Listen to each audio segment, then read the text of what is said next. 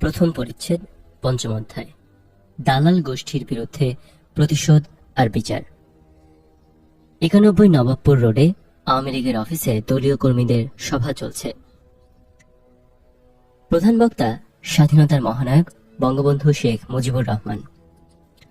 ১৯৬৪ সালের ২৫শে জানুয়ারি বঙ্গবন্ধু শেখ মুজিবুর রহমান যখন আওয়ামী লীগের তৎকালীন সাধারণ সম্পাদক, তখন এখানেই অফিস নিয়েছিলেন। ৪ দিন আগে তিনি পাকিস্তান কারাগার ছেড়ে সদ্য স্বাধীন বাংলাদেশে ফিরেছেন। এর মধ্যে তিনি প্রধানমন্ত্রী হিসেবে শপথও নিয়ে ফেলেছেন। স্বাধীন দেশ পাওয়ার আনন্দে আর প্রিয় নেতাকে কাছে পেয়ে টকবক করে ফুটছে আওয়ামী লীগের কর্মীরা। তিনি বক্তব্য শুরু করলেন। এক পর্যায়ে তার বক্তব্য দলীয় কর্মীদের প্রতিশোধ গ্রহণের পথ পরিহার করার জন্য বিশেষভাবে সতর্ক করে দিয়ে বললেন, দালালদেরকে অবশ্যই দৃষ্টান্তমূলক শাস্তি দেওয়া হবে। দুদিন আগে ১২ই জানুয়ারি প্রধানমন্ত্রী হিসেবে শপথ গ্রহণ করার পরেও তিনি গণহত্যাকারীদের বিরুদ্ধে প্রতিশোধ নেওয়া যাবে না বলে মত প্রকাশ করেন। তিনি বলেন, রোমহর্ষক হত্যাকাণ্ডের কাহিনী আমরা শুনেছি, তবুও বাংলার মানুষ এত নিচে নামবে না, বরং যা মানবিক তাই করবে। তবে অপরাধীদের আইন অনুযায়ী অবশ্যই বিচার করা হবে। ৭১-এর ঘাতক ও দালালদের বিরুদ্ধে চরম প্রতিহিংসা চরিতার্থ করার জন্য অনেকেই উত্তেজিত হয়েছিল। এমনকি দালালদের বিরুদ্ধে চরম প্রতিশোধ গ্রহণের জন্য আওয়ামী লীগের উচ্চ পর্যায় থেকেও ঘন ঘন দাবি উত্থাপিত হতে থাকে। সে কারণেই শেখ মুজিব প্রতিশোধ গ্রহণের পথ থেকে সরে আসার জন্য দলীয় কর্মীদের নিরস্ত্র করতে চেয়েছিলেন। স্বাধীন বাংলাদেশে প্রেসিডেন্ট এবং সরকারের প্রধানমন্ত্রী সহ অন্যান্য সদস্য ১৯৭১-এর মুক্তিযুদ্ধকালীন হত্যাযজ্ঞকে নজিরবিহীন বর্বরতা বলে উল্লেখ করে এর বিচারের ব্যবস্থা করার আশ্বাস দেন। এই ভয়াবহ হত্যাকাণ্ডের জন্য দায়ী ব্যক্তিরা জেনেভা কনভেনশনের সুবিধা পাওয়ার অধিকার হারিয়েছে বলেও তারা মত প্রকাশ করেন। তবে অবাক করা বিষয় হচ্ছে, স্বাধীনতা বিরোধী বলে কুখ্যাত খুনি দালালদের জনরোষ থেকে বাঁচানোর জন্য আওয়ামী লীগ সরকার ১৬ ডিসেম্বর থেকে প্রচেষ্টা চালানো শুরু করে। ১৬ ডিসেম্বর বিকাল থেকে কুখ্যাত খুনি এবং দালালদের জন্য নিরাপদ আশ্রয়স্থল হয়ে দাঁড়ায় জেলখানা। কুখ্যাত দালালদের কাছ থেকে সে সময় আওয়ামী লীগ সরকারের কাছে ১১,০০০ লিখিত আবেদন পড়েছিল তাদেরকে জেলখানায় সরিয়ে নেয়ার জন্য। এদের বিচারের ক্ষেত্রে আওয়ামী লীগ সরকার কালক্ষেপণ নীতি গ্রহণ করে। দেশে ফিরে আসার ৪ দিনের মাথায় আওয়ামী লীগ অফিসে তিনি দলীয় কর্মীদের প্রতিশোধ গ্রহণের পথ পরিহার করার জন্য বিশেষভাবে সতর্ক করে দিয়ে বলেন, দালালদেরকে অবশ্যই দৃষ্টান্তমূলক শাস্তি দেওয়া হবে। ২৬শে এপ্রিল তিনি ভারতের স্টেটসম্যান পত্রিকার সাংবাদিক কুলদীপ নায়ারের সঙ্গে সাক্ষাৎকারে বলেন, যারা গণহত্যা করেছে তাদের রেহাই দেয়া যায় না। এরা আমার ৩০ লাখ লোককে হত্যা করেছে। এদের ক্ষমা করলে ভবিষ্যৎ বংশধর এবং বিশ্ব সমাজ আমাদের ক্ষমা করবে না। বিভিন্ন মহল থেকে দালালদের বিচারের জন্য সংক্ষিপ্ত আদালতের দাবি ছিল, কিন্তু সেই দাবিকে উপেক্ষা করে ২৪শে জানুয়ারি জারি করা হয় বাংলাদেশ দালাল অধ্যাদেশ ১৯৭২। এই আইন বলে, যে সমস্ত কারণে ব্যক্তি বিশেষকে দালাল হিসেবে চিহ্নিত করা হয় সেগুলো হলো হানাদার বাহিনীকে সহায়তা সমর্থন, বাংলাদেশের জনগণের বিরুদ্ধে যুদ্ধের নির্লিপ্ত হওয়া অথবা পাক হানাদার বাহিনীকে বাংলাদেশে তাদের অবৈধ অবস্থান সুদৃঢ়করণে সহায়তা করতে দেশের ভেতরে বা বাইরে অপপ্রচার চালানো, কিংবা হানাদার বাহিনীর কোনো প্রতিনিধি দলে প্রতিনিধিত্ব করা বা উপনির্বাচনে অংশগ্রহণ। দালালদের বিচারের জন্য এই আইনে ২ বছরের জেল থেকে মৃত্যুদণ্ড পর্যন্ত শাস্তির বিধান রাখা হয়। এই আদেশ অনুযায়ী আসামি ট্রাইব্যুনালের রায়ের বিরুদ্ধে হাইকোর্টে আপিল করার অধিকার থাকলেও ফরিয়াদিকে ট্রাইব্যুনালের বিচার্য অপরাধের জন্য অন্য কোনো আদালতে বিচার প্রার্থনার অধিকার থেকে বঞ্চিত করা হয়। অদ্ভুতভাবে এই আইনে বলা হয়েছিল, থানার ভারপ্রাপ্ত কর্মকর্তা ওসি যদি কোনো অপরাধকে অপরাধ না বলেন তবে অন্য কারো কথা বিশ্বাস করা হবে না। অন্য কারো অভিযোগের ভিত্তিতে বিচার হবে না ট্রাইব্যুনালে। অন্য কারো আদালতে মামলা দায়ের করা যাবে না। উল্লেখ্য, ওসিকে তুষ্ট করার মতো দালালদের আত্মীয় স্বজনদের আর্থিক সচ্ছলতা ছিল। থানার ওসিকে তুষ্ট করেই সচ্ছল দালালেরা বিচার থেকে মুক্তি পেয়ে যায়। কিছুটা অসুবিধা এবং ভুল হবার সম্ভাবনা থাকলেও এত উদ্যোগী হলে কারা কারা হানাদার বাহিনীর সক্রিয় সমর্থক ছিল তা তখন বের করা সম্ভব ছিল। দুর্ভাগ্যবশত এই ব্যাপারটি খুব পরিচ্ছন্নভাবে করা সম্ভব হয়নি এবং গুজব ও ব্যক্তিগত আক্রোশের শিকার হয়েছেন অনেকেই। অন্যান্য দেশের অভিজ্ঞতা থেকে বলা যায়, এই সমস্যাটি নির্ভুলভাবে মোকাবেলা করা হয়নি এবং মিথ্যা অভিযোগের শিকার কাউকে হত্যা করা হয়েছে। 28 মার্চ দালাল আইনে বিচারের জন্য সারা দেশের সমস্ত জেলায় মোট 73টি বিশেষ ট্রাইব্যুনাল গঠন করা হয়। এপ্রিল মাস থেকে দালাল আইনের বিচার কাজ শুরু হয়। ইয়াহিয়া খান শেখ মুজিবের বিরুদ্ধে যে মামলা ট্রায়াল শুরু করেছিলেন, সেই মামলায় শেখ মুজিবের বিরুদ্ধে সাক্ষী ছিলেন করাচির ডন পত্রিকার ঢাকার প্রতিনিধি মাহবুবুল আলম। শেখ মুজিবুর রহমান প্রধানমন্ত্রী হয়ে মাহবুবুল আলমকে প্রেস সেক্রেটারি নিযুক্ত করেন। 71 সালে ঢাকার এপিপি অফিসের জেনারেল ম্যানেজার আবুল হাশিম ছিলেন প্রধানমন্ত্রী শেখ মুজিবুর রহমানের জনসংযোগ অফিসার। সিএসপি রফিকুল ছিলেন প্রধানমন্ত্রীর সেক্রেটারি। কুখ্যাত খুনি জেনারেল টিক্কা খানের পিএস অনু ইসলাম চাকরি পান গণভবনে। মোনায়েম খানের এডিসি ব্রিগেডিয়ার মশরুলকে শেখ মুজিবের নিজের এডিসি পদে নিয়োগ দেওয়া হয়। পাকিস্তান আমলে তাজউদ্দিন আহমেদের উপর নজরদারির জন্য একটি টিম ছিল 303 নামে। ওই 303 নামের সদস্য সিএসপি মতিউল ইসলামকে বসানো হয়েছিল অর্থ সচিব পদে। 1971 সালে পাকিস্তানি বাহিনীর গণহত্যা ধ্বংসলীলার সময় ঢাকা সিটি পুলিশের এসপি হিসেবে পাকিস্তান সরকারের চাকরি নিয়েছেন এ চৌধুরী। স্বাধীনতার পর তিনি প্রমোশন পেয়ে ডিআইজি হন এবং গোয়েন্দা বিভাগের প্রধানের দায়িত্ব পালন করেন। আগরতলা মামলার মিথ্যা সাক্ষী তৈরি করেছিলেন পুলিশ অফিসার ABS সত্তর।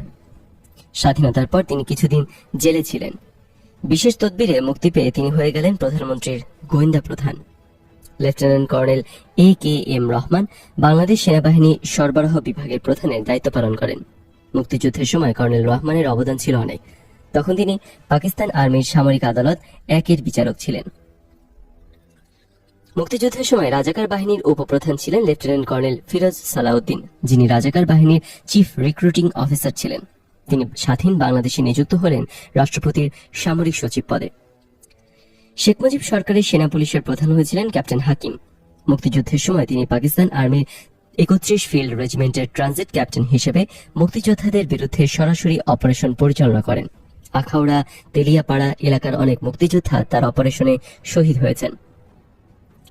মুক্তিযুদ্ধের সময় পাকিস্তান আর্মির গোলাবারুদ সরবরাহের দায়িত্বে থাকা পাকিস্তান আর্মির অর্ডিন্যান্স কোরের অফিসার লেফটেন্যান্ট মোদাব্বের এবং লেফটেন্যান্ট ফরিদ স্বাধীন বাংলাদেশের পুলিশ বিভাগে উচ্চ পদ লাভ করেন। এয়ার কমোডর আমিনুল ইসলাম মুক্তিযুদ্ধের সময় পাকিস্তানি গোয়েন্দা সংস্থা ISI এর ঢাকার প্রধান ছিলেন। স্বাধীনতার পর শেখ মুজিব সরকারের প্রশাসনে তিনি হলেন সশস্ত্র বাহিনীর গোয়েন্দা বিভাগের প্রধান। হানাদার বাহিনীর বহু সক্রিয় দালালও গুরুত্বপূর্ণ সরকারি পদ পেল। অন্যদিকে বহু নির্দোষ ব্যক্তিকেও ক্ষমতাসীনদের ব্যক্তিগত রোষানলে পড়ে সর্বস্ব হারাতে হয়েছিল। এমনকি যে কোর্টে দালালির অভিযোগে রাজাকার আলবদরদের বিচার এবং দণ্ডাদেশ প্রদান করা হতো, সেই কোর্টের হাকিম নিয়োজিত হয়েছিলেন রাজাকার সর্দার। 30 নভেম্বর 1973 তথাকথিত সাধারণ ক্ষমা ঘোষণার আগে 31 অক্টোবর 1973 পর্যন্ত দালাল অধ্যাদেশে অভিযুক্ত মোট 37,471 জনের মধ্যে 2,848 জনের মামলা নিষ্পত্তি হয়েছিল। এদের মধ্যে দণ্ডপ্রাপ্ত হয়েছিল 752 জন। বাকি 2,096 জন বেকসুর খালাস পেয়ে যায়। প্রথম মৃত্যুদণ্ড দেওয়া হয় মাত্র একজন রাজাকারকে। সেই রাজাকারের নাম চিকন আলী। পরবর্তী সময়ে হাইকোর্টে আপিল করে চিকন আলী 8 বছর 4 মাস জেল খেটে মুক্তি লাভ করে।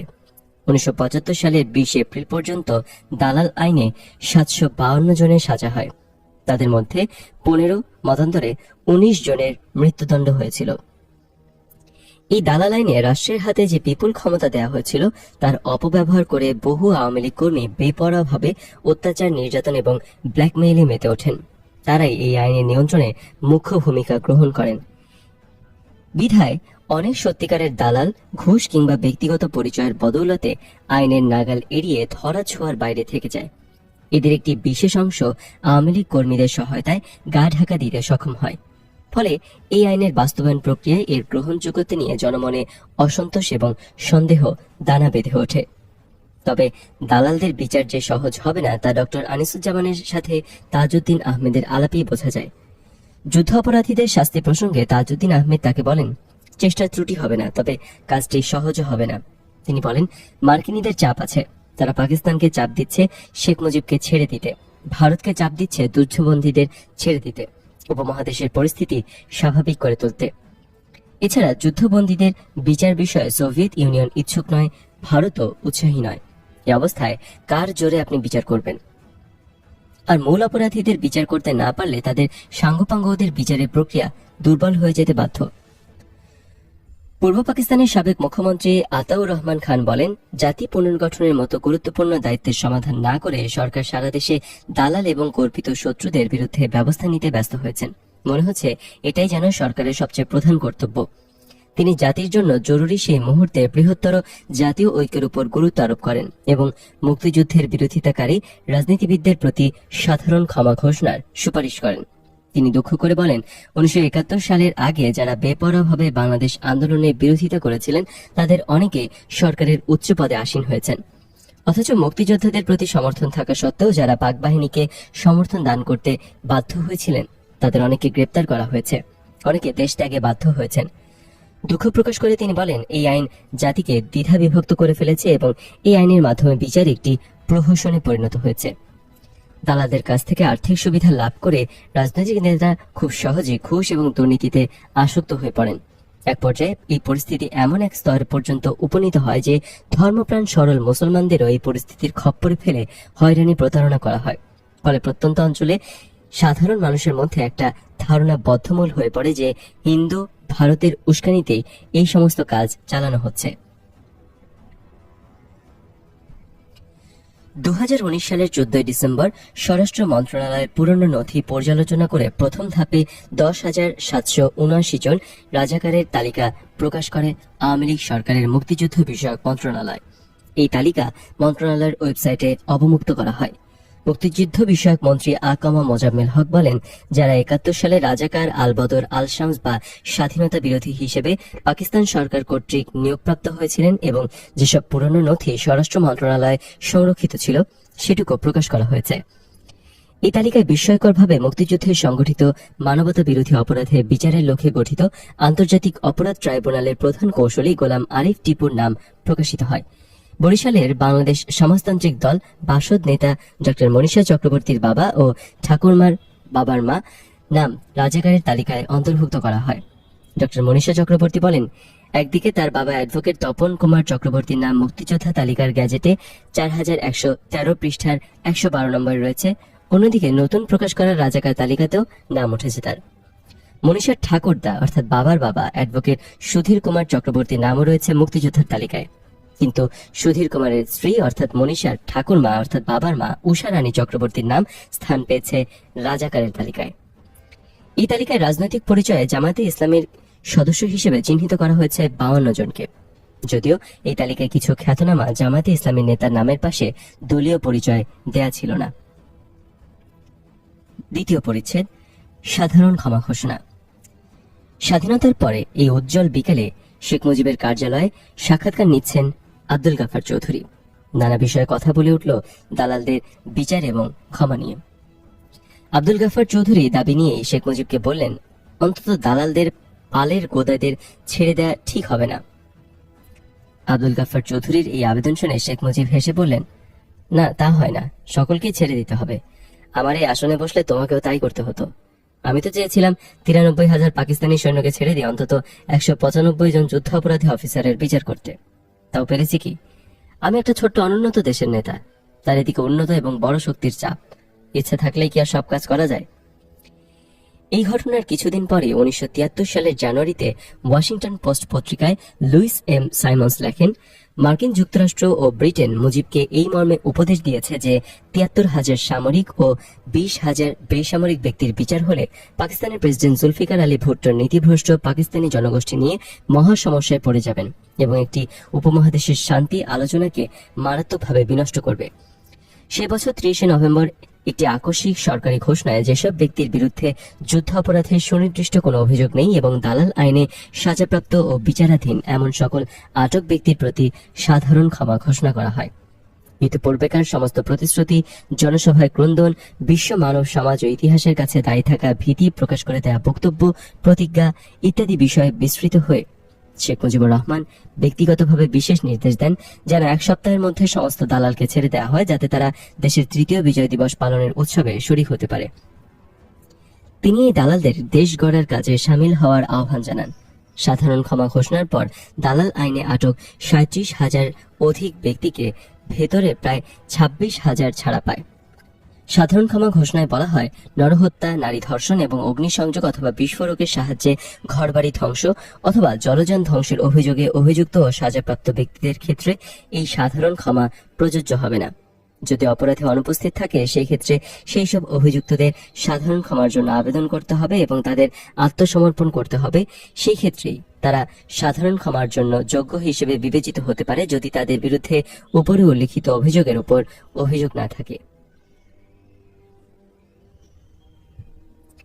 সাধারণ ক্ষমা ঘোষণার পরও 11,000-এর বেশি ব্যক্তি যুদ্ধ অপরাধের দায়ে কারাগারে আটক ছিল এবং তাদের বিচার কার্যক্রম চলছিল। কিন্তু পরবর্তী সময়ে 1975-এর 31শে ডিসেম্বর প্রেসিডেন্ট আবু সাদাত মোহাম্মদ সায়েম সামরিক অধ্যাদেশ জারি করে দালাল আইন বাতিল করেন। থেমে যায় যুদ্ধ অপরাধের বিচার কার্যক্রম। সাধারণ ক্ষমা ঘোষণার এক সপ্তাহের মধ্যে মালিক, মন্ত্রিসভার সদস্যবর্গ, কেন্দ্রীয় শান্তি কমিটি ও শান্তি কল্যাণ পরিষদের নেতৃবৃন্দ এবং বুদ্ধিজীবী হত্যার চক্রান্তকারী দালাল সমূহ মূল স্বাধীনতা বিরোধীরা জেল থেকে বেরিয়ে আসে। 26শে মার্চ 1975 স্বাধীনতা দিবস উপলক্ষে সোহরাওয়ার্দী উদ্যানে প্রদত্ত এক ভাষণে অত্যন্ত ব্যথিত কণ্ঠে মুজিব বলেন, আমি প্রতিশ্রুতি দিয়েছিলাম যুদ্ধ অপরাধীদের বিচার করব। আমি প্রতিশ্রুতি ভঙ্গ করেছি। আমি তাদের বিচার করিনি, আমি তাদের ক্ষমা করেছি, কেননা আমি এশিয়া এবং বিশ্বের বন্ধুত্ব চেয়েছিলাম। এভাবে মানব ইতিহাসের জঘন্যতম হত্যাকাণ্ড পরিচালনাকারী উন্মাদদের আবারও স্বজন হারানো জনতার মাঝে ছেড়ে দেওয়া হয়। এই সাধারণ ক্ষমা ঘোষণার পরও সরকারি গ্যাজেটে আত্মগোপনকারী দালালদের নাম, ঠিকানা সহ আদালতে আত্মসমর্পণ করার নির্দেশ, অন্যথায় সম্পত্তি বাজেয়াপ্ত করার হুঁশিয়ারি জানিয়ে স্বরাষ্ট্র মন্ত্রণালয় থেকে জারি করা সমন প্রকাশিত হতে থাকে, কারণ ইতোমধ্যেই তা মুদ্রিত হয়ে গিয়েছিল। 71-এর ঘাতক ও দালালদের কেন ক্ষমা করা হলো, এই নিয়ে আওয়ামী মহল এবং বিরোধী মহলের ধারণা সম্পূর্ণ বিপরীতমুখী। আওয়ামী লীগের আবেগাক্রান্তরা মনে করেন দালালদের ক্ষমা করা হয়েছিল বঙ্গবন্ধুর মহানুভবতা, দালালদের পুনর্বাসনের জন্য। তাকে কোনোভাবেই দায়ী করা যাবে না। অপেক্ষাকৃত যুক্তিবাদীদের বক্তব্য, পাকিস্তানে আটকে পড়া বাঙালিদের উদ্ধার করার জন্য দালালদের ক্ষমা করতে তিনি বাধ্য হয়েছিলেন। বিরোধী পক্ষ অবশ্য এই যুক্তি খণ্ডন করে বলেছেন, আটকে পড়া বাঙালিদের মুক্তির জন্য 96,000 যুদ্ধবন্দী যথেষ্ট ছিল। বিরোধী পক্ষের কেউ এভাবে মূল্যায়ন করেছেন, আওয়ামী লীগের মধ্যে সামগ্রিকভাবে যদি সাম্প্রদায়িক ভারত ও সোভিয়েত বিরোধী ও মার্কিনপন্থী শক্তিসমূহের প্রভাব বৃদ্ধি না হতো, তাহলে এই ক্ষমা প্রদর্শন করা আওয়ামী লীগ সরকারের পক্ষে সম্ভব হতো না। এই পরিবর্তন যদি না ঘটতো, তাহলে 71 সালের ডিসেম্বর এবং 72 সালের প্রথমে যাদেরকে বাংলাদেশের জাতশত্রু হিসেবে ঘোষণা করা হয়েছিল, সেই জাতশত্রুদেরকে দেশ গড়ার কাজে আহ্বান জানানো বাংলাদেশের প্রধানমন্ত্রী দ্বারা কিছুতেই সম্ভব হতো না। এই সাধারণ ক্ষমা ঘোষণায় শহীদ মুক্তিযোদ্ধা ও বুদ্ধিজীবীদের মাতা, পিতা ও স্ত্রী সন্তানরা ক্ষুব্ধ হন। স্বাধীনতা যুদ্ধে শহীদ তরুণ মুক্তিযোদ্ধা রুমির মা লেখিকা জাহানারা ইমাম বলেছেন, গণহত্যা, বুদ্ধিজীবী হত্যায় যাদের ভূমিকা সুস্পষ্টভাবে প্রমাণিত হয়েছিল, স্বাধীনতার পরপরই তাদের ফাঁসি হওয়া উচিত ছিল, কিন্তু সাধারণ ক্ষমার জন্য তা হয়নি। তৎকালীন সরকারের সাধারণ ক্ষমার সিদ্ধান্ত ছিল মারাত্মক একটি ভুল। প্রখ্যাত সাংবাদিক শহীদুল্লাহ কায়সারের স্ত্রী পান্না কায়সার বলেন, বর্তমানে রাজাকার আল বদরদের যে দৌরাত্ম্য বৃদ্ধি পেয়েছে, তা শেখ মুজিবের সাধারণ ক্ষমারই ফল। ওই ক্ষমা ছিল বিচার বুদ্ধিহীন।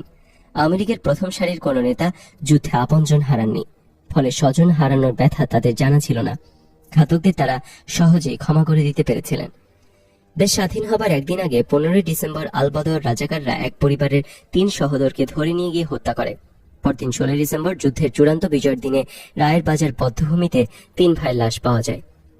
এই 3 ভাই হচ্ছেন শহীদ বদিউজ্জামান বদি, শহীদ শাহজাহান এবং শহীদ করিমুজ্জামান ওরফে মুল্লুক জাহান।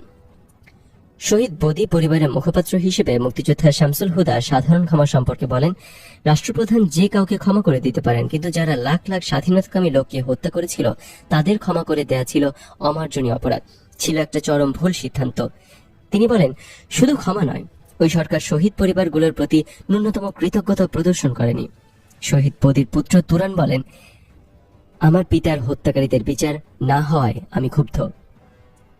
ঢাকা বিশ্ববিদ্যালয়ের মেডিকেল অফিসার এবং প্রগতিশীল আন্দোলনের অন্যতম সৈনিক শহীদ ডক্টর মর্তুজার স্ত্রী মিসেস মর্তুজা বলেন, যাদের প্রাণ গেছে তাদের আত্মীয় স্বজনরাই বুঝতে পেরেছেন শেখ মুজিবের সাধারণ ক্ষমার মর্মান্তিক মর্ম।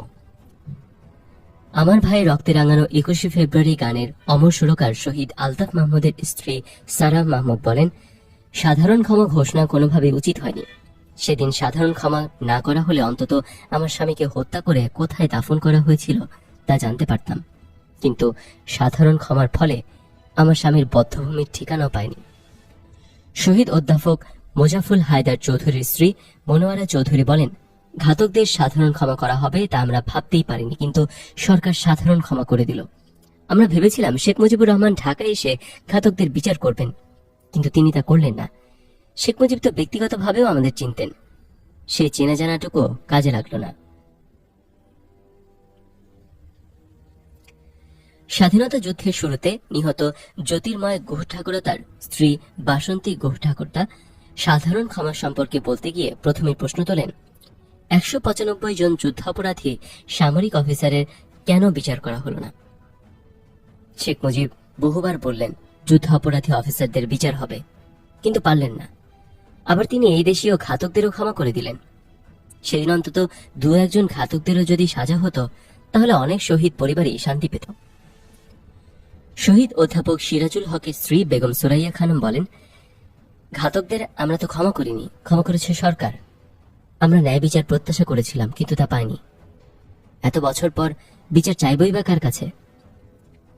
এদেশের সংবাদপত্রের জগতের উজ্জ্বল ব্যক্তিত্ব এবং দৈনিক ইত্তেফাকের মঞ্চে নেপথ্য কলামের লেখক সিরাজউদ্দিন হোসেনের পুত্র শাহিন রেজা নূর বলেন, শুধু সাধারণ ক্ষমা নয়, এর আগে বিচারের নামে প্রহসন করা হয়েছিল। হত্যার সঙ্গে জড়িত ব্যক্তিদের সুকৌশলে রেহাই দেওয়া হয়, অথচ যাদের বিরুদ্ধে হত্যাকাণ্ডের কোনো প্রমাণ ছিল না তাদেরকে জেলে ঢোকানো হয়। এছাড়া যারা হত্যার মূল পরিকল্পনা করেছিল তাদেরও অদৃশ্য হাতের ছোঁয়ায় সকল দায় দায়িত্ব থেকে মুক্তি হয়ে যায়। এরকম প্রহসনমূলক বিচারের পর আবার আসলো সাধারণ ক্ষমা। শাহিন রেজা বলেন, এই ধরনের হত্যাকাণ্ড পৃথিবীর ইতিহাসে বিরল। এর সাথে একমাত্র তুলনা হয় জার্মান একনায়ক হিটলারের কনসেন্ট্রেশন ক্যাম্পের হত্যাকাণ্ডের। অথচ তৎকালীন সরকার জঘন্য হত্যাকারীদের ক্ষমা করে দিলেন। এটা অত্যন্ত গর্হিত কাজ হয়েছিল, আর এই সিদ্ধান্তের মধ্যে দিয়ে তৎকালীন সরকারের অদূরদর্শিতায় প্রমাণিত হয়েছিল। শহীদ শেখ মোহাম্মদ আবদুল্লাহিল বাকির বৃদ্ধ পিতা শেখ মোহাম্মদ আব্দুল বারী বলেন, শহীদদের রক্তের দাগ শুকাতে না শুকাতে আওয়ামী লীগ সরকার 71-এর ঘাতকদের ক্ষমা করে দিল। এই ক্ষমা ছিল এক অদ্ভুত খেয়ালিপানা। পৃথিবীতে এমন ঘটনা নজিরবিহীন। খুনিদের ক্ষমা করে দিয়ে যে অবস্থার সৃষ্টি করা হয়েছে তা মেনে নেওয়া যায় না। তিনি বলেন, এটা অত্যন্ত সাধারণ বিষয় যে যারা হত্যা করে তাদের বিচার হওয়া উচিত, কিন্তু তা হয়নি। আর এই বিচার না হওয়াটা অমার্জনীয় অপরাধ হয়েছে। একথা অস্বীকার করার কোনো উপায় নেই। ব্যক্তিগতভাবে শেখ মুজিবুর রহমান দালালদের ক্ষমা করার ক্ষেত্রে মহানুভবতা দেখাতে পেরেছেন শ্রেণী স্বার্থ অভিন্ন বলে। স্বাধীন বাংলাদেশের সরকার শপথ নেবে চুয়াডাঙ্গার মুক্তাঞ্চলে। তারিখ ঠিক হলো 14 এপ্রিল। খবরটি পৌঁছে গেল পাকিস্তানি বাহিনীর কাছে। ঠিক আগের দিন 13 এপ্রিল বিমান থেকে বোমা বর্ষণ করে পাকিস্তানি বাহিনী চুয়াডাঙ্গা দখল করে নিল। সবাই চিন্তিত, কোথায় অনুষ্ঠান করা যায়। এমন জায়গায় করতে হবে যা বাংলাদেশের ভূমিতে, কিন্তু যেখানে খুব সহজে পাকিস্তানি বাহিনী আক্রমণ করে দখল করতে পারবে না। সমস্যা হলো নিরাপদ জায়গায় ফিরেও আসা হয়ে যাবে। মানচিত্র দেখে সবাই মিলে মেহেরপুরের বৈদ্যনাথ তলার আমবাগানকে শপথের স্থান হিসেবে নির্ধারণ করলো। ভারতের সীমান্ত থেকে প্রায় 1.5 কিলোমিটার দূরে ছিল এই আমবাগান। পলাশীর আমবাগানে বাংলার নবাব সিরাজউদ্দৌলা পরাজিত হয়েছিলেন। আর ঠিক এমনই এক আমবাগানে বাংলাদেশ নামে নতুন এক আধুনিক রিপাবলিকের প্রথম সরকার শপথ নেবে। এই কল্পনা হয়তো সকলকে আপ্লুত করেছিল। বৈদ্যনাথ তলায় পাঠ করার জন্য ঘোষণাপত্র তৈরি করা হলো। অনেক খেটে খুঁটে ঘোষণাপত্রটা তৈরি করলেন ব্যারিস্টার আমিরুল ইসলাম। সেটা দেখে দিলেন তাজউদ্দিন আহমেদ। ঘোষণাপত্রটা কোন একজন অভিজ্ঞ আইনজ্ঞকে দেখানো দরকার ছিল। আমিরুল ইসলাম ঘোষণাপত্র নিয়ে দেখা করতে গেলেন কলকাতা হাইকোর্টের ডাক সাইটে আইনজীবী সুব্রত রায় চৌধুরীর কাছে। নিরাপত্তার কারণে সুব্রত রায় চৌধুরীর কাছে নিজের আসল নাম জানাননি আমিরুল ইসলাম। নিজেকে রহমত আলী পরিচয় দিয়ে বালিগঞ্জে সুব্রত রায় চৌধুরীর অভিজাত বাড়িতে গেলেন আমিরুল ইসলাম। নিতান্তই একজন যুবক কেমন গুরুত্বপূর্ণ দলিল নিয়ে আলোচনা করে আসতে দেখে হয়তো সুব্রত রায় চৌধুরী অবাকই হয়েছিল। ঘোষণাপত্রটা হাতে নিয়ে পড়লেন সুব্রত রায় চৌধুরী।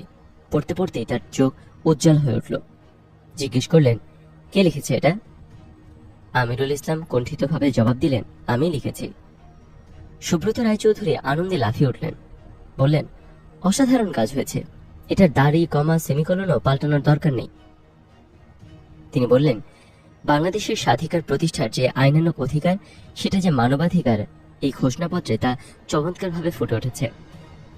সুব্রত রায় চৌধুরী এই ঘোষণাপত্র দেখে এতই মুগ্ধ হয়েছিলেন যে এই ঘোষণাপত্রের উপর ভিত্তি করে তিনি বাংলাদেশের মুক্তিযুদ্ধের উপরে জেনেসিস অব বাংলাদেশ নামে এক কালজয়ী বই লিখে ফেলেন।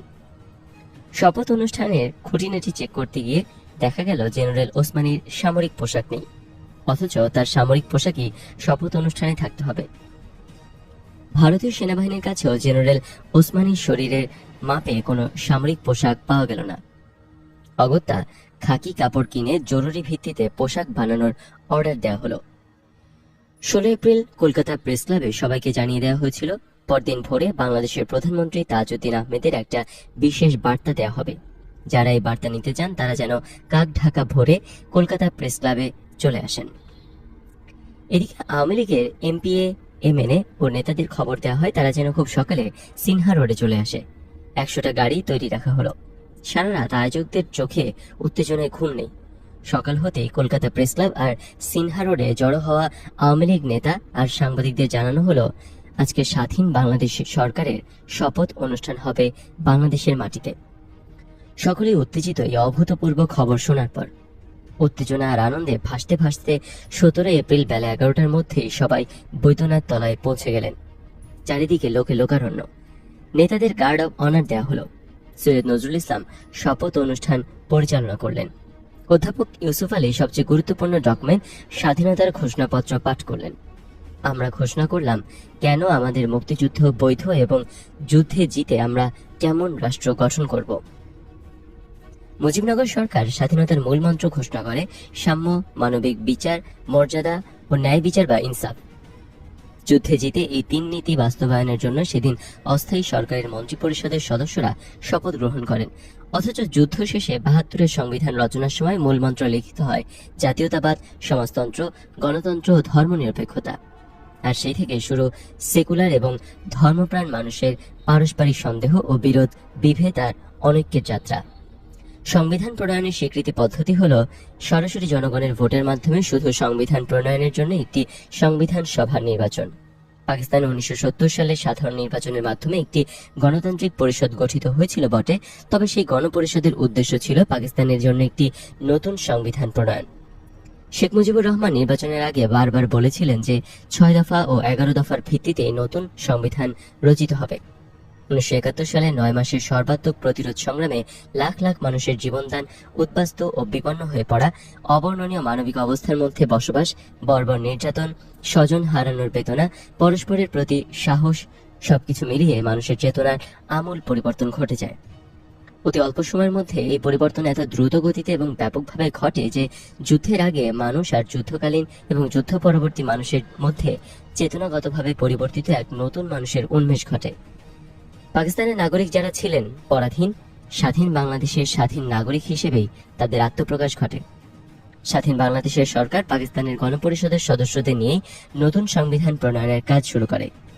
72 সালে ভাসানী ন্যাপ প্রথম জেনারেল ইয়াহিয়া খানের অধীনে অনুষ্ঠিত পাকিস্তানের নির্বাচনে পূর্ণ স্বায়ত্তশাসনের ম্যান্ডেট নিয়ে বিজয়ী ব্যক্তিদের দ্বারা স্বাধীন বাংলাদেশের সংবিধান প্রণয়নের এখতিয়ার নিয়ে প্রশ্ন তোলে।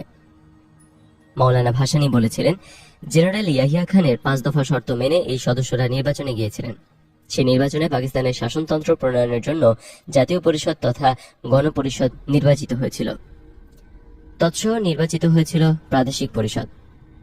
পাকিস্তান কায়েম থাকাকালে এবং বাংলাদেশ প্রতিষ্ঠিত হওয়ার পর এই দুই সময়ের ব্যবধান মাত্র 9 মাস হলেও রাজনৈতিক সচেতনতা, আশা আকাঙ্ক্ষা ও মূল্যবোধের দিক থেকে জনগণ অনেক এগিয়ে গেছে।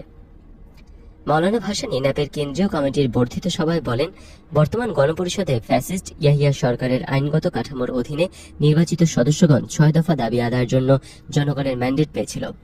সুতরাং দেশের বর্তমান রাজনৈতিক দলগুলির সম্মিলিত সংগ্রামে অর্জিত স্বাধীন বাংলাদেশের সংবিধান রচনায় তাদের কোনো অধিকার নেই।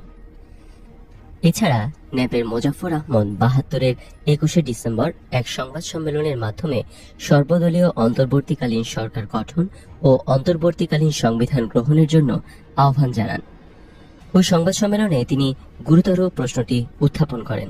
তিনি বলেন, আরেকটি সাধারণ নির্বাচন না করে দেশের জন্য কোনো স্থায়ী সংবিধান গ্রহণ করা যেতে পারে না, কারণ স্বাধীনতা যুদ্ধকালে একটা গুণগত পরিবর্তন সাধন হয়েছে দেশে, এবং এই পরিস্থিতিতে ভোটাভুটির মাধ্যমে জনগণের মতামত যাচাই ও বিবেচনা করার উদ্দেশ্যে অপরিহার্য নির্বাচন কার্যকর করা।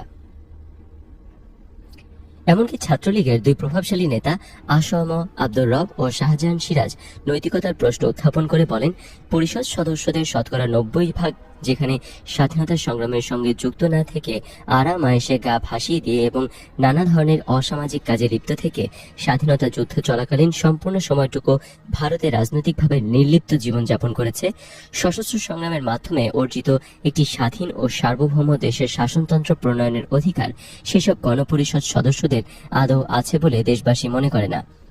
তারা আরও একটি গুরুত্বপূর্ণ প্রশ্ন তোলে, বলে 50 জনের অধিক পক্ষত্যাগী, দুর্নীতির দায়ে বহিষ্কৃত ও অনুপস্থিত গণপরিষদ সদস্যদের অবর্তমানে অর্থাৎ বাংলাদেশের 1 কোটিরও বেশি লোকের প্রতিনিধিত্ব ছাড়াই গণপরিষদের অধিবেশন অনুষ্ঠিত হতে যাচ্ছে। এরকম একটি অসম্পূর্ণ সংসদ সংবিধান প্রণয়নের অধিকার রাখে কিনা? যদিও সদ্য দায়িত্ব গ্রহণকারী প্রধানমন্ত্রী শেখ মুজিবুর রহমান উল্লিখিত 0 আসনে শিগগিরই উপনির্বাচন অনুষ্ঠিত হওয়ার প্রতিশ্রুতি দেন, কিন্তু এই উপনির্বাচনগুলো কখনো অনুষ্ঠিত হয়নি। দেশে প্রত্যাবর্তনের পর 1972 সালে 10 জানুয়ারি যে বৈঠকে স্বাধীন বাংলাদেশের রাষ্ট্রপতি শেখ মুজিবুর রহমান রাষ্ট্রপতি পদ্ধতির সরকার থেকে প্রধানমন্ত্রী শাসিত সরকার প্রতিষ্ঠার আকাঙ্ক্ষা ব্যক্ত করেন, ওই বৈঠকে তিনি জানান, সংবিধান পরিষদকে আইন প্রণয়ন কিংবা মন্ত্রিসভার কাজকর্ম তদারকির কোনো ক্ষমতাই দেয়া হবে না। শেখ মুজিবুর রহমানের দেবতুল্য জনপ্রিয়তার মুখে কেউ এর প্রতিবাদ করতে সাহস করেননি। কেবল ব্যারিস্টার আমিরুল ইসলাম অনভিজ্ঞতা হেতু আপত্তি প্রকাশ করেন এবং মুজিবকে বোঝাবার চেষ্টা করেন যে অস্থায়ী সংবিধান আদেশে খসড়া প্রণয়নের আগে নির্বাচিত গণপ্রতিনিধিদের নিয়ে একটি সভা অবশ্যই আহ্বান করা উচিত, আর আইন পরিষদকে আইন প্রণয়নের ক্ষমতা না দেওয়াটাও চরম অগণতান্ত্রিক হবে। শেখ মুজিবুর রহমান তাকে তিরস্কার করে থামিয়ে দিয়ে বলেন যে, তুমি একজন অনভিজ্ঞ যুবক, তুমি রাষ্ট্র এবং প্রশাসন সম্পর্কে কি এমন জ্ঞান রাখো? আমিরুল ইসলাম ওই বৈঠকে নিজেকে স্টুপিড হিসেবে আবিষ্কার করলেন।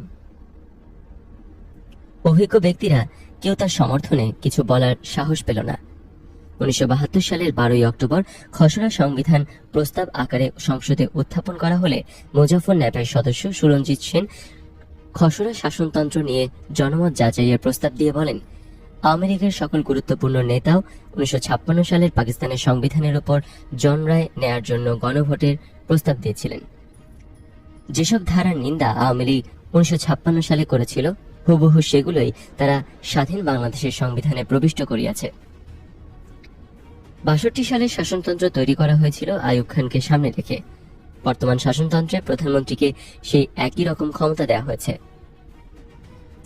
স্বতন্ত্র সদস্য মানবেন্দ্র লারমা বলেন, শাসনতন্ত্র বিলের প্রতিটি ধারায় প্রমাণ দেয় যে এক হাতে জনগণকে অধিকার দেওয়া আছে, আবার অন্য হাতে সে অধিকার কেড়ে নেওয়া হয়েছে। স্বতন্ত্র জাতিসত্তার স্বীকৃতি দাবি করে তিনি বলেন, আমি সেই নির্যাতিত ও নিপীড়িত জাতিসত্তার একজন।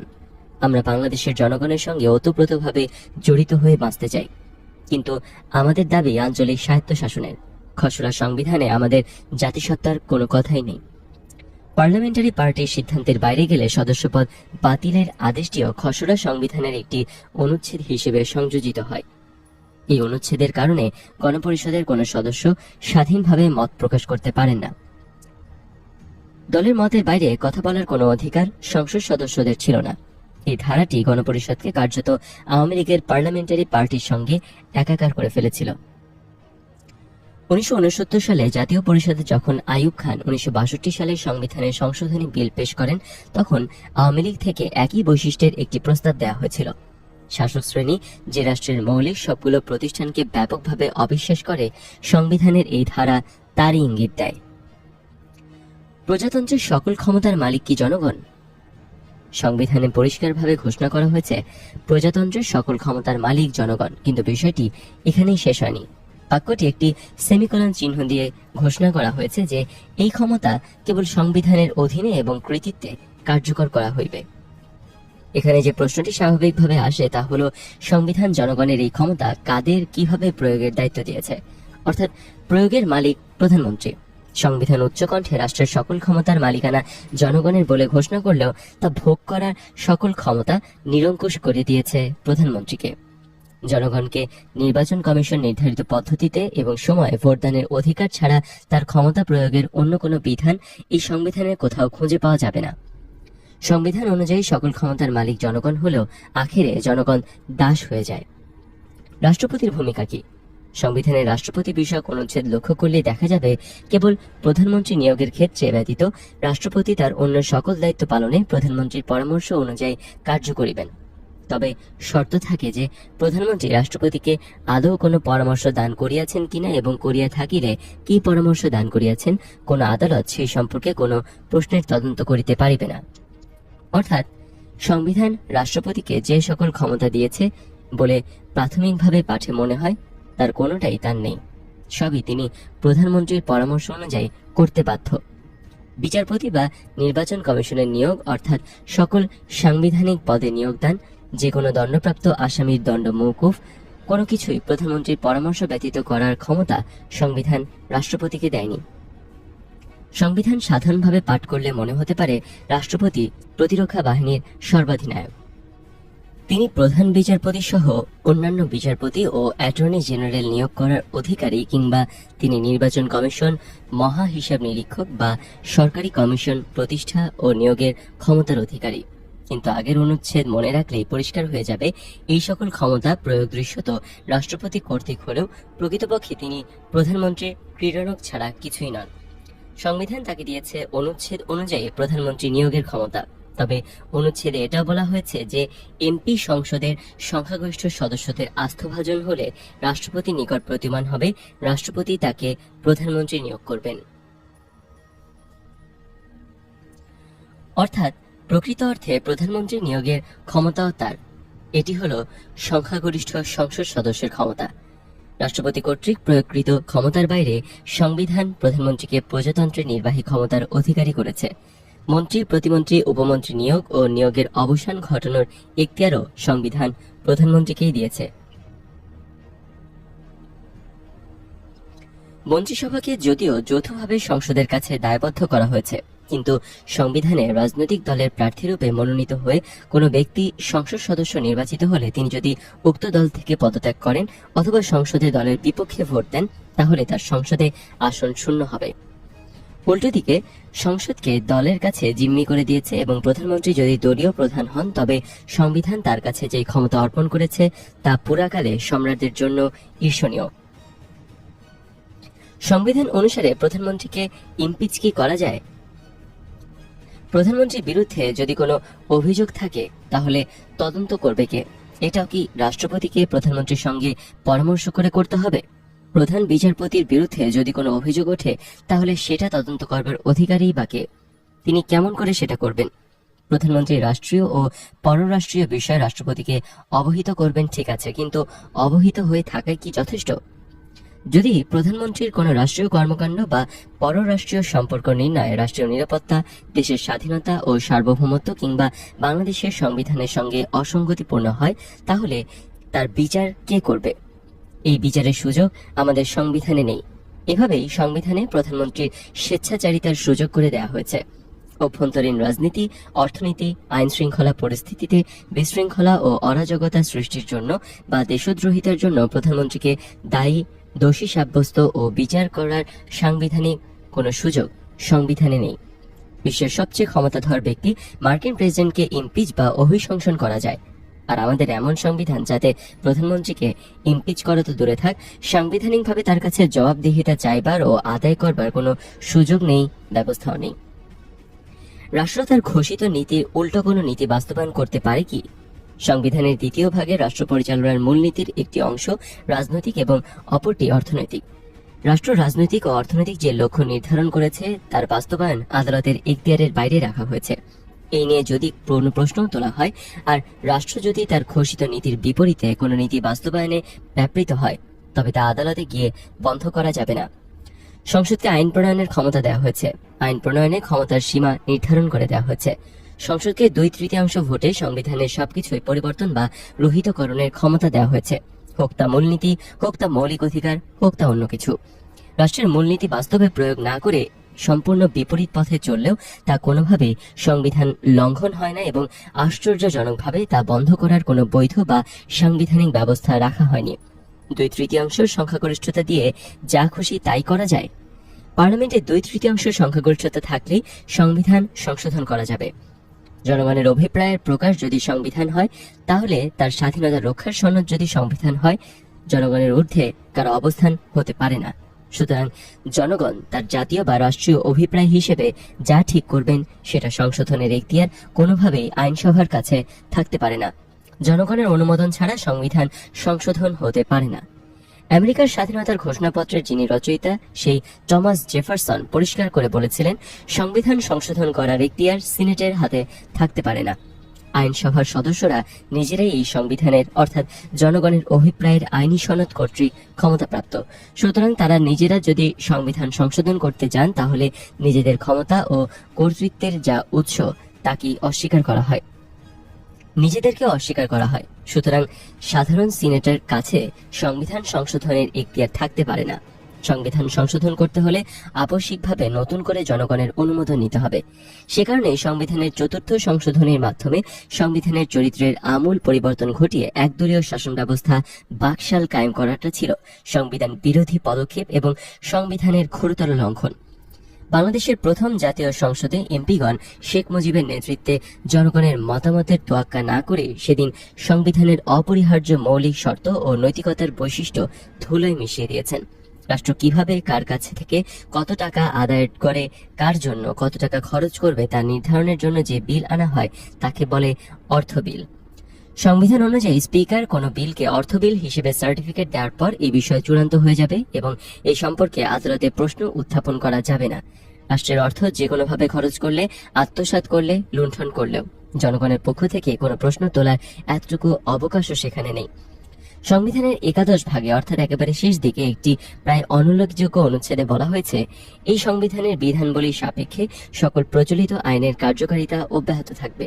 তবে অনুরূপ আইন এই সংবিধানের অধীনে প্রণীত আইনের দ্বারা সংশোধিত বা রহিত হইতে পারিবে। অর্থাৎ পাকিস্তান আমলে যেসব আইন বিধিবিধান জারি ছিল তা ছিল ব্রিটিশদের পরিত্যক্ত, তাই দুইবার স্বাধীনতার পরও দাড়ি কমা সমেত বাংলাদেশে জারি করা হলো। সংবিধানে যেখানে মৌলিক অধিকার সমূহের বিবরণ দেওয়া হয়েছে, সেই অধিকার সমূহে আইন অনুযায়ী বা আইনের বিধান সাপেক্ষে বা জনস্বার্থে প্রচলিত আইনের বিধি নিষেধ সাপেক্ষে ইত্যাদি শব্দ ব্যবহার করে কিভাবে পঙ্গু করে দেওয়া হয়েছে তার একটি উদাহরণ এখানে দেওয়া যেতে পারে। সংবিধানে বলা হয়েছে, আইন অনুযায়ী ব্যতীত জীবন ও ব্যক্তি স্বাধীনতা হইতে কোনো ব্যক্তিকে বঞ্চিত করা যাবে না। তার অর্থ দাঁড়ায়, আইনের মাধ্যমে ছাড়া অর্থাৎ কোনো ব্যক্তিকে জীবন বা ব্যক্তি স্বাধীনতা হইতে বঞ্চিত করা যাবে না। আইন নির্ধারিত পদ্ধতিতে তা করা যাবে। এজন্যই পরবর্তী সময়ে আবিষ্কৃত বিচার বহির্ভূত হত্যা, যা ক্রসফায়ার নামে কুখ্যাত, তার মতো বর্বর ব্যবস্থাটিও সংবিধান সম্মত হয়ে যায়, কারণ দেখানো যায় ক্রসফায়ারও আইনসম্মত। 1898 সালে ব্রিটিশ প্রবর্তিত ফৌজদারি কার্যবিধি বা সংবিধান সম্মত আইনের ধারা অনুযায়ী বিচারে মৃত্যুদণ্ড বা যাবজ্জীবন কারাদণ্ড হতে পারে। এমন অভিযোগে অভিযুক্ত আসামিকে গ্রেপ্তার করার ক্ষেত্র ছাড়া পুলিশ কাউকে হত্যা করতে পারবে না। এমন কোনো ঘটনা ঘটলে একটি প্রশাসনিক তদন্তে গুলি ছোড়ার ঘটনাটিকে আত্মরক্ষামূলক বলে মনে করলে হত্যাকাণ্ডটি আইনসম্মত হয়ে যায়। সেজন্য পুলিশের বা র্যাবের গুলিতে নিহত প্রত্যেককে সন্ত্রাসী ও খুনের মামলার আসামি হতে হয়। সংবিধানে বলা আছে যে বাংলাদেশের নাগরিকগণ বাঙালি বলিয়া পরিচিত হইবেন। এই বাক্য দিয়া সংবিধানে বাঙালি ছাড়া অন্যান্য জাতির অস্তিত্বকে অস্বীকার করা হলো। এমনকি মুক্তিযুদ্ধের যে বাঙালি ছাড়া অন্যান্য জাতিসত্তার অংশগ্রহণ ছিল, জীবনদান ছিল, তাও ভুলে যাওয়া হলো। রাষ্ট্র পরিচালনার অন্যতম মূলনীতি অংশে বলা আছে, ভাষাগত ও সংস্কৃতিগত একক সত্তা বিশিষ্ট যে বাঙালি জাতিগত ঐক্যবদ্ধ ও সংকল্পবদ্ধ সংগ্রাম করিয়া জাতীয় মুক্তিযুদ্ধের মাধ্যমে বাংলাদেশের স্বাধীনতা ও সার্বভৌমত্ব অর্জন করিয়াছেন, সেই বাঙালি জাতির ঐক্য ও সংহতি হইবে বাঙালি জাতীয়তাবাদের ভিত্তি। জাতির সংজ্ঞা ও রাষ্ট্রের মূলনীতির মধ্যে কোথাও বাংলাদেশের সংখ্যালঘু জাতিসত্তার প্রশ্নটি অনুপস্থিত। শুধু অনুপস্থিতি নয়, বরং প্রবল বাঙালি অহমিকা এবং উগ্রতাকে সাংবিধানিকভাবে প্রতিষ্ঠিত করে তাদের অস্তিত্বকে অস্বীকার করা হয়েছে এবং নাগরিক অধিকারটুকু হরণ করে নেয়ার ব্যবস্থা করা হয়েছে। যারা ভাষাগত ও সংস্কৃতিগতভাবে বাঙালি নন, সংবিধান অনুযায়ী তারা বাংলাদেশের নাগরিকই থাকেন না। আধুনিক রাষ্ট্র গঠনের অন্যতম নীতি হচ্ছে জাতিগোষ্ঠীর ভাষা, সংস্কৃতি, জাতীয় পরিচয় এবং নাগরিক অধিকার স্বীকার করা। এই প্রবল জাত্যাভিমান এবং বাঙালি সাম্প্রদায়িকতা কেবল এই অনুচ্ছেদকে সীমাবদ্ধ করেনি। একদিকে সংবিধানে বাংলা ভাষা রাষ্ট্রভাষা হিসেবে প্রতিষ্ঠিত, অন্যদিকে অন্যান্য ভাষাভাষী জাতিগোষ্ঠীর যে অন্তত মাতৃভাষায় শিক্ষা লাভের অধিকারের কোনো স্বীকৃতি নেই। মুক্তিযুদ্ধে ভাষাগত ও জাতিগত নিপীড়নের বিরুদ্ধে দেশের জনগণ জীবন মরণ সংগ্রাম করল।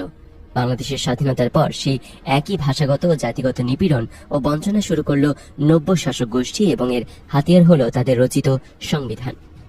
রাষ্ট্রীয় কোনো চুক্তি হোক তা জাতীয় বা আন্তর্জাতিক, তার সম্পাদনের পূর্বে বা পরে জনগণের কোনো মতামত গ্রহণের কোনো প্রয়োজন জনগণের কাছে বা তার প্রতিনিধির কাছে উপস্থাপনের কোনো ব্যবস্থায় রাখা হয়নি। সেজন্য ৭২-এর সংবিধান অনুযায়ী তেল, গ্যাস, কয়লা রপ্তানি অন্যান্য রাষ্ট্রের সঙ্গে কোনো প্রকার চুক্তি হোক তা ট্রানজিট বা করিডোর, কোনো কিছুর জন্যই চুক্তির আগে বা পরে তা দেশবাসীর সঙ্গে আলোচনার সাংবিধানিক বাধ্যবাধকতা নেই। সকল গুরুত্বপূর্ণ চুক্তি সম্পাদিত হয় জনগণকে অন্ধকারে রেখে। এমনকি সংসদেও সেই চুক্তি নিয়ে আলোচনার কোনো বাধ্যবাধকতা সরকারের নেই। যে নির্বাচনী এলাকা থেকে সংসদ সদস্যরা নির্বাচিত, সেই নির্বাচকরা যদি মনে করেন তাকে আর তাদের প্রতিনিধি রাখবেন না, তাহলে ওই জনগণের হাত পা বাঁধা কিছুই করার নেই তাদের, অর্থাৎ প্রতিনিধি প্রত্যাহার করার কোনো সুযোগও সংবিধানে নেই। মুক্তিযুদ্ধের মতো এমন একটা মহৎ গণযুদ্ধের মধ্যে দিয়ে যে দেশের উদ্ভব, সেই মুক্তিযুদ্ধের ছাপই ৭২-এর সংবিধানে নেই।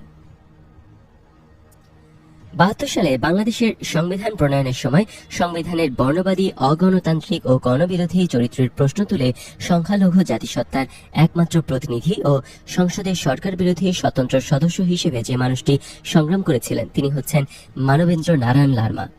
সংসদে সংবিধান বিলের উপর আলোচনা করতে গিয়ে ১৯৭২ সালের ২৫ অক্টোবর সংসদে তিনি বলেছিলেন, বাংলাদেশের বিভিন্ন জাতিসত্তার কথা বলা যেতে পারে, বাংলাদেশের সেসব জাতির কথা গণপ্রজাতন্ত্রী বাংলাদেশের এই খসড়া সংবিধানে নেই। বিভিন্ন জাতিসত্তার কথা যে এখানে স্বীকৃতি হয়নি সে কথা আমি না বলে পারছি না।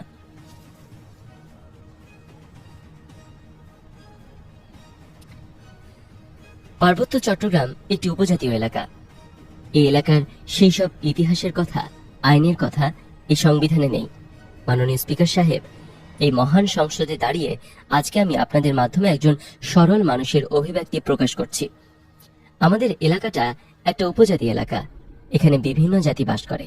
এখানে চাকমা, ত্রিপুরা, লোসাই, বোম, পাংখ, খুমি, সিয়াং এবং চাক এরূপ ছোট ছোট 10টি উপজাতি বাস করে। এই মানুষের কথাই আমি বলছি। এই উপজাতি মানুষদের কথা ব্রিটিশ সরকার স্বীকার করে নিয়েছিল। পাকিস্তানি স্বৈরাচারী গভর্নমেন্ট আমাদের অধিকার ১৯৫৮ এবং ৬২ সালের সংবিধানে স্বীকার করে নিয়েছিল। জানি না আজকে যে গণতন্ত্র হতে যাচ্ছে, সমাজতন্ত্র হতে যাচ্ছে, তখন কেন আপনারা আমাদের কথা ভুলে যাচ্ছেন।